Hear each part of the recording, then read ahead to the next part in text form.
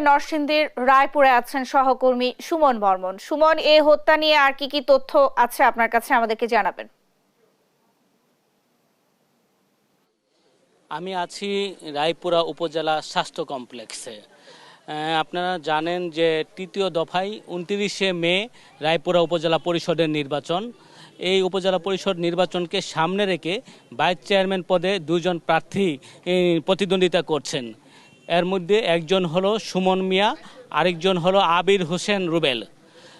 সুমন মিয়াকে স্থানীয় সংসদ সদস্য রাজিউদ্দিন আহমেদ রাজু সমর্থন দিয়েছেন। তিনি অন্যান্য দিনের মতো আজকে দুপুরে চরাঞ্চল বাঁশগাড়ি ইউনিয়নের এবং পাড়াতলী ইউনিয়নে গণসংযোগে গিয়েছিলেন। দুপুর 1টার দিকে ওনার যে গাড়িবহর, সে গাড়িবহরের সামনে পড়ে প্রতিদ্বন্দ্বী প্রার্থী আবির হোসেন রুবেলের সমর্থকরা। ওই সময় তাদের মধ্যে প্রথম পর্যায়ে কথা কাটাকাটি হয়। পরবর্তীতে আবির হোসেন রুবেলের সমর্থকরা আগ্নেয়াস্ত্র এবং দেশীয় অস্ত্র নিয়ে সুমন মিয়ার উপর হামলা চালায়। ওই সময় সুমন মিয়া লাঠির এবং ধারালো অস্ত্রের আঘাতে আহত হয়ে তিনি দৌড়ে চর দিয়ে স্থানীয় বাঁশগাড়ি পুলিশ ফাঁড়িতে আশ্রয় নেয়।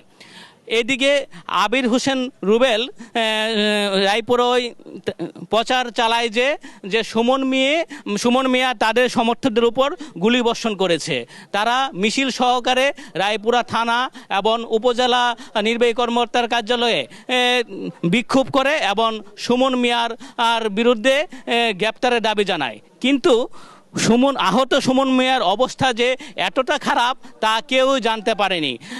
সুমন মিয়া যখন বাঁশগাড়ি পুলিশ ফাঁড়িতে ছিলেন, সেখানে পুলিশ যখন তার অবস্থা আশঙ্কাজনক বলে জানিয়েছিল উপজেলা সদরের পুলিশকে, তখন তারা উপজেলা স্বাস্থ্য কমপ্লেক্স থেকে একটি অ্যাম্বুলেন্স তারা চরের বাসগাড়ির উদ্দেশ্যে পাঠানোর চেষ্টা করে।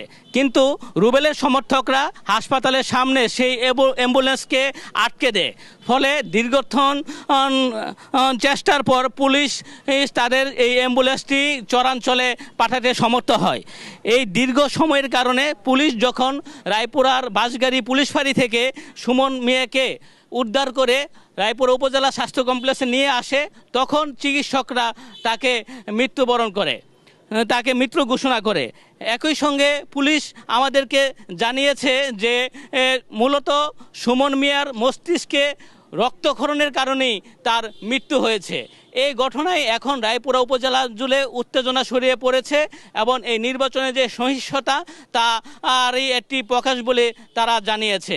এবং নিহতের স্বজন এবং স্থানীয়রা এই ঘটনার সঙ্গে জড়িতদের দ্রুত গ্রেপ্তারের দাবি জানিয়েছে। এই ছিল রায়পুরা থেকে আমার কাছে সর্বশেষ খবর।